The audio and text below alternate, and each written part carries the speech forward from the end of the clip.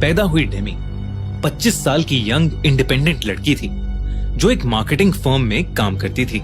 उसका घर पुराने लंदन की एक बिल्डिंग के तीसरे मंजिल पर था। एक पुराना लेकिन मजबूत मकान। इस घर में डेमी की फैमिली तब शिफ्ट हुई थी जब डेमी केवल 11 साल की थी। जब वो अपने नए कमरे में गई तो उसे एक छोटा सा बंदर का खिलौना अपने बाकी खिलौनों के साथ दिखा। एक पुराना चाबी वाला बंदर जिसके हाथ में 2 डंडियां और एक छोटा सा ड्रम यानी एक छोटा सा झुंझुना था।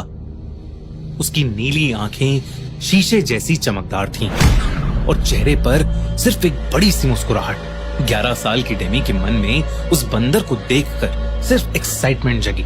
उसे लगा उसके पापा उसके लिए ये नया खिलौना लाए हैं। उसने उस बंदर को अपने हाथों में लिया और अपने पापा के पास जाकर उनके पैरों से लिपट गई। उसके पापा ने उसे प्यार से गोदी में उठाया तो वो पापा के गालों पर एक किस देकर बोली, नए खिलौने के लिए थैंक यू सो मच पापा। उसके पापा ने कंफ्यूजन से डेमी और उस बंदर को देखा, पर तब शिफ्टिंग की अफरा तफरी ने उनका ध्यान खींच लिया।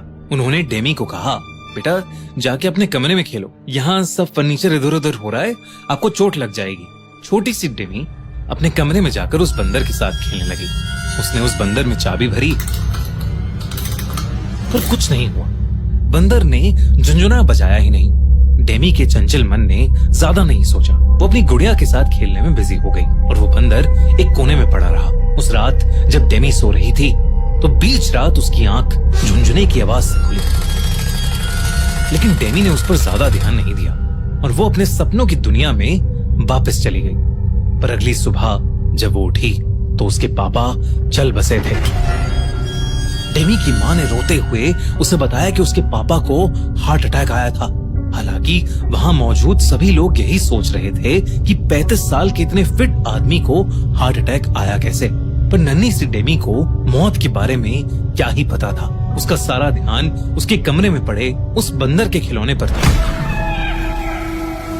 डेमी को उस दिन वो बंदर बहुत अजीब सा लग रहा था, मानो इस दुख के माहौल में सिर्फ वो बंदर अजीब सी मुस्कान लिए मुस्कुरा रहा था। उस दिन के बाद वो बंदर एक शेल्फ पर ही पड़ा रहा। डेमी ने कभी उससे खेलने की कोशिश नहीं की, पर वो उस बंदर को अपने पापा की तरफ से एक आखिरी गिफ्ट मानती रही। इसलिए उसे फेंकने का ख्याल कभी डेमी के दिमाग में आया ही नहीं। समय का पहिया घूमा और धीरे धीरे वो बंदर भी डेमी के बाकी खिलौनों के साथ एक स्टोर रूम में चला गया।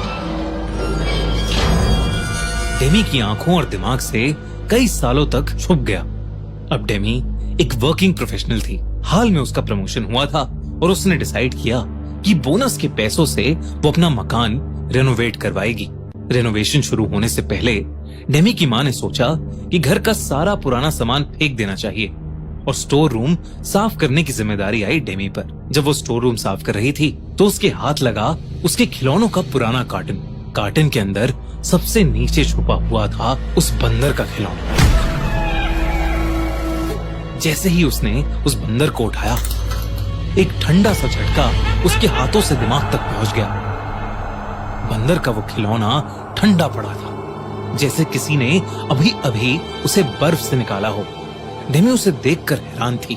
उसकी सारी पुरानी यादें वापस आ रही थीं। तभी अचानक उस बंदर के हाथ से झुंझुना बज उठा। सेहम के डेमी के हाथ से वो बंदर छूट गया। ज्यादा ना सोचते हुए डेमी ने उसे वापस कार्टन में रखा, पर अपनी माँ से कहा कि इस कार्टन को उनकी मेड के बच्चों को दे दें, बच्चे खेल लेंगे उन खिलौनों से। लेकिन तभी डेमी का फोन बजा। उसकी बेस्ट फ्रेंड सिमोन का एक्सीडेंट हो गया था। डेमी सब कुछ वैसे ही छोड़कर हॉस्पिटल भागी। सिमोन कोमा में थी और डॉक्टर्स ने उम्मीद छोड़ दी थी। ये सुनकर डेमी का दिल सुन पड़ गया था। उस रात जब वो हॉस्पिटल से वापस आई तो उसके बेड के पास वही बंदर पड़ा था, वैसे का वैसा झुंझुना, वैसे का वैसा झुंझुना हाथ में पकड़े हुए। उसने सोचा कि उसकी माँ ने शायद वो बंदर कार्टन से निकालकर वापस रख दिया होगा। लेकिन तभी एक अजीब बात हुई। उसकी माँ ने उस बंदर को देखा और पूछा, ये बंदर कहाँ से मिला तुझे? मैंने तो इसे सालों पहले फेंक दिया था। बिल्कुल अच्छा नहीं लगता ये खिलौना मुझे। अपनी माँ की बात सुनकर डेमी की रगों में ठंडी लहर दौड़ गई। अगली कुछ रातों में चीजें और भी अजीब होने लगी। जब भी बंदर का झुंझुना बजता, कोई ना कोई बुरी खबर आती। पहले एक रिश्तेदार का देहांत हो गया, फिर सिमोन इस दुनिया से चली गई। उसने सोचा कि ये कैसा इत्तेफाक है, जब भी झुंझुना बजता मौत आती। डेमी एक पढ़ी लिखी लड़की थी जो अंधविश्वास में बिल्कुल नहीं मानती थी, पर न जाने क्यों डेमी को लगने लगा कि हर मौत की वजह वो बंदर का खिलौना था। डेमी ने हर तरीके से इससे छुटकारा पाने की कोशिश की। उसने बंदर को जलाने की कोशिश की, पर आग नहीं लगी। उसने उसे घर के बाहर फेंक दिया, लेकिन अगले दिन वो फिर से बेड के पास मिला। डेमी को ऐसा लग रहा था कि बंदर किसी बहुत भयानक अनजानी शक्ति से बंधा है।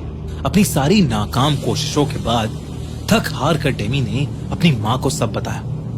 उसकी माँ को वो बंदर हमेशा से अजीब लगता था। वो कई बार उस बंदर को फेंक चुकी थी, पर हर बार वो बंदर डेमी के कमरे में मिलता। डेमी की माँ को लगता था कि डेमी बार बार उसे वापस ले आती थी, पर अब दोनों माँ बेटी को समझ आ गया था कि ये सब सिर्फ एक अजीब इत्तेफाक नहीं है। डेमी और उसकी माँ ने चर्च के एक प्रीस्ट को घर बुलाया और उन्हें सब कुछ बताया। जैसे ही उस प्रीस्ट ने उस बंदर को देखा, उसने चिल्ला के पूछा, ये कहां से आया आपके पास? डेमी ने घबराकर उस प्रीस्ट को बताया कि ये उसके पापा लाए थे, और तब उस प्रीस्ट ने बताया कि ये बंदर उसके पापा नहीं लाए थे, बल्कि ये बंदर इस घर से हमेशा से जुड़ा है। और ये बंदर कोई आम खिलौना नहीं है, बल्कि एक ऐसा खिलौना है जो भयानक रूप से श्रापित है और उस पर एक शैतान का वास है। उस प्रीस्ट ने बताया कि वो खिलौना उस घर से कभी नहीं जाएगा। बेहतर यही होगा कि डेमी और उसकी माँ इस घर से हमेशा हमेशा के लिए चले जाएं। जब तक उन लोगों पर उस खिलौने का साया है, तब तक उनकी जिंदगियां इसके झुंझुने से जुड़ी हुई हैं। जब जब उसका झुंझुना बजेगा, तब तब किसी की मौत का फरमान लिखा जाएगा। दोनों माँ बेटी घबरा गए और उन्होंने उस प्रीस्ट की बात मान ली, लेकिन घर छोड़ने से पहले उस प्रीस्ट ने उस घर का एग्जॉर्सिज्म किया और उस बंदर के खिलौने को एक बक्से में डालकर उस बक्से को क्राइस्ट के लॉकेट से बांधकर ताला लगा दिया। अगली ही सुबह डेमी और उसकी माँ ने वो घर छोड़ दिया।